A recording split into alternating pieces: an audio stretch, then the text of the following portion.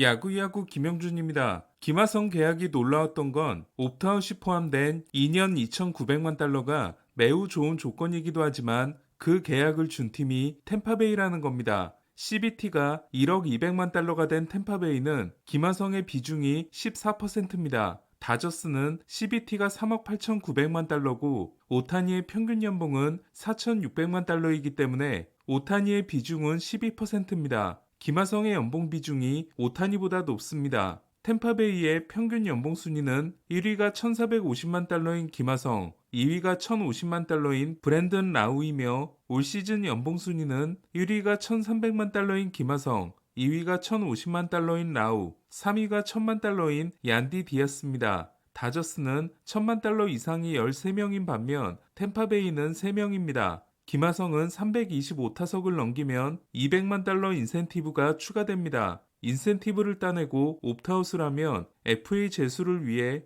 1년 1,500만 달러 계약을 맺은 셈이고 김하성의 복귀가 5월로 예상되는 점을 감안하면 풀시즌이 아닌데도 1,500만 달러를 주는 템파베이답지 않은 지출을 한 겁니다. 템파베이는 팀 역사상 딱 2번 1억 달러 계약을 쏜 적이 있습니다. 메이저리그 데뷔 일주일 만에 6년 1,750만 달러 계약을 맺어준 롱고리아에게 감사의 마음을 더해 6년 1억 달러를 쏜 적이 있고 완더 프랑코에게 준 11년 계약은 조상의 은덕으로 다행히 큰돈을 주기 전에 파기했습니다. 하지만 FA 계약은 이야기가 달라집니다. 참고로 연장 계약과 FA 계약을 합쳐 1억 달러 계약이 없는 팀은 화이삭스와 어슬레틱스입니다. 화이삭스는 FA 계약은 베닌텐디, 연장 계약은 몬카다가 최고이고 어슬레틱스는 FA는 세베리노, 연장 계약은 에릭 차베스입니다. 템파베이 이야기로 돌아가서 템파베이가 쏜 최고의 FA 계약은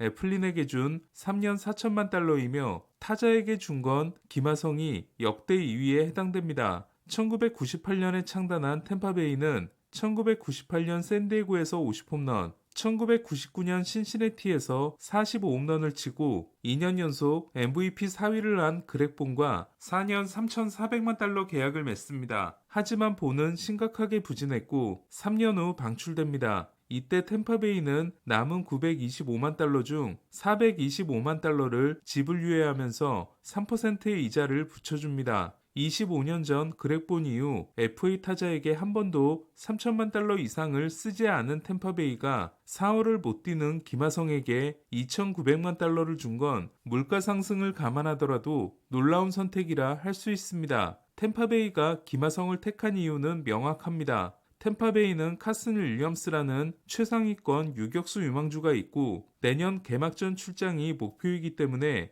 1년의 공백이 있습니다. 서비스 타임 5년이 남은 카바에로는 수비는 나쁘지 않지만 공격이 많이 부족하고 지난해 44개의 도루로 리그 1위를 했지만 실패가 16번에 달했습니다. 올해가 템파베이에서 마지막 시즌이 될 걸로 보이는 테일러 월스는 더 심각해 조정 55와 수비 마이너스 3입니다. 반면 엘리트 수비수이며 공격도 나쁘지 않은 김하성은 윌리엄스가 데뷔할 때까지 1년 또는 윌리엄스가 자리를 잡을 때까지 2년 동안 좋은 대안이 될 수 있습니다. 3루수 카미네로가 윈터리그에서 120마일 타구를 날려 벌써부터 기대를 모으고 있는 템파베이는 2023년 타격왕이었던 1루수 얀디 디아스와 2021년 39홈런 99타점을 기록하고 3년 연속 부상에 시달린 2루수 브랜든 라우가 있기 때문에 이 둘만 살아난다면 내야의 공격력은 충분합니다. 템파베이는 디아스, 라우, 카미네로가 1, 2, 3번을 맡을 전망으로 유격수는 공격보다 수비가 강력한 선수가 필요합니다. 두 번째 시나리오는 트레이드입니다. 김하성이 좋은 활약을 하지만 가을 야구가 어려워질 경우 김하성을 마감 시한 때 내놓을 수 있습니다. 템파베이는 2016년 8월에 토미존을 받고 양키스에서 방출된 이볼디와 1년 200만 달러 계약을 맺습니다.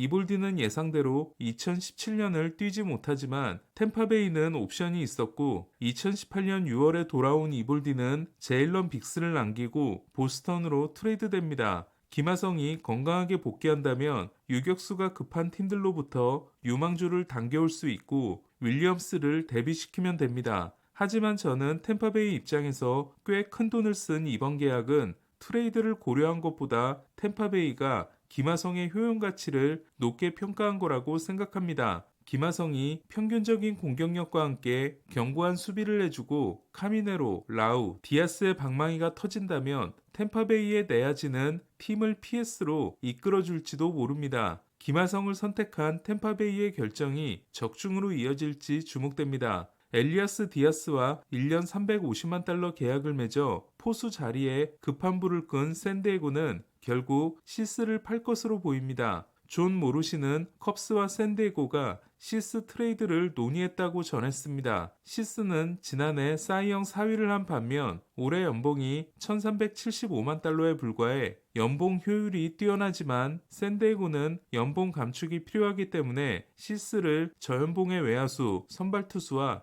바꾸고 싶어 하고 있습니다. 시스 외에도 시장에 내놓은 선수들은 아라에스, 크로네너스, 수아레스, 킹입니다.